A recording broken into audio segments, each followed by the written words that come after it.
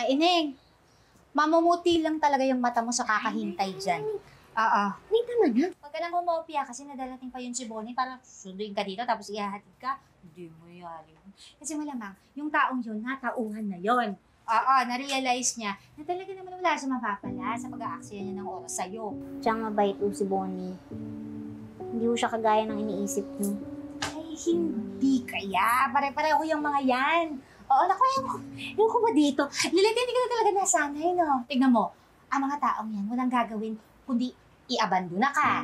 Tapos, iwanan ka sa ere. Tignan mo yung nanay mo. O, yun ang ginawa sa'yo. Si Sir Camille, yun din ang ginawa sa'yo. Kaya panigurado, yan si Nay. Bonnie, ganyan-ganyan din ang gagawin sa'yo. Nay, tama na ho. Mapapaagay menopause niyo pagtuloy yung pinag-initan yung bestie ko eh. Bakit totoo naman yung sinasabi ko? Tsaka isa pa, dapat nga nagpapasalamat sa akin yan si Lilit kasi nire-real talk ko sa para hindi siya umasa, para hindi masyadong masakit. Ganon. Alam mo dapat mong gawin? Sumunod ka sa akin doon, sa tindahan ng daming tao. Ha? Sumunod ka sa akin. Opo, Nay.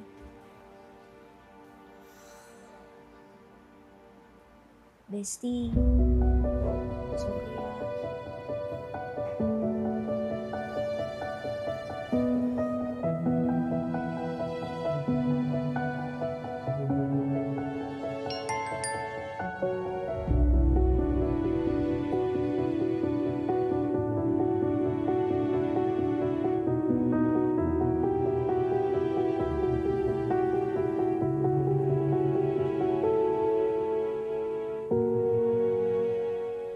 O, hindi ba tama ako o tama ako?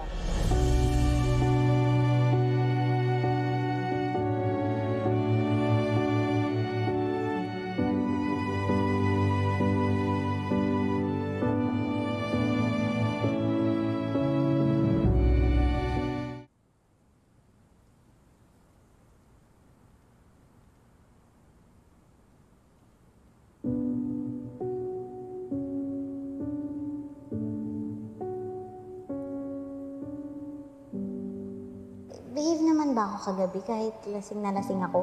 Wala kang maalala? Wala. Huling naalala ko lang binubuyo ako ni Kurt tsaka ni Melissa na uminom. Tapos pagkatapos nun, blurred ni blanco na. Kaya napapraning ako baka may nagawa o nasabi akong hindi maganda o nakakahiya. Huwag ka lang kumopia kasi nadalating pa yun si Bonnie para sunduin ka dito tapos ihahatid ka. Hindi mo yan. Kasi malamang, yung taong yun, natauhan na yun. Oo, na-realize niya na talaga naman wala siya mapapala sa pag-aaksaya niya ng oras sa'yo. O, Lilet. Sabi ni Melay, hindi ka pa daw naghahaponan, ha? Marami ka daw kasong pinag-aaralan. Eto, dinalang kita ng pagkain. Salamat po, Chong. Lilet, ayos ka lang ba? Parang may bumabagabag sa'yo eh. Chong, si Bonnie po kasi. Oh, Naninibago po ako sa kanya. Dati po, sabay kami pumapasok, sabay din kami umuwi. Tapos, halos araw-araw po sabay kami kumakain. Maya-maya din, magka-text po kami. Yung mga nakaraan po, parang iniiwasan niya ako. Iniisip ko naman po kung may nagawa ba akong kasalanan sa kanya para tampo siya. Pero, wala po kasi talaga akong maisip na nagawa ko eh. bakit hindi mo siya puntahan? Kausapin mo ng masinsinan. Para malaman mo kung anong dahilan. Bakit siya nagkaganon? Chong, paano po kung tama si Chang Lani?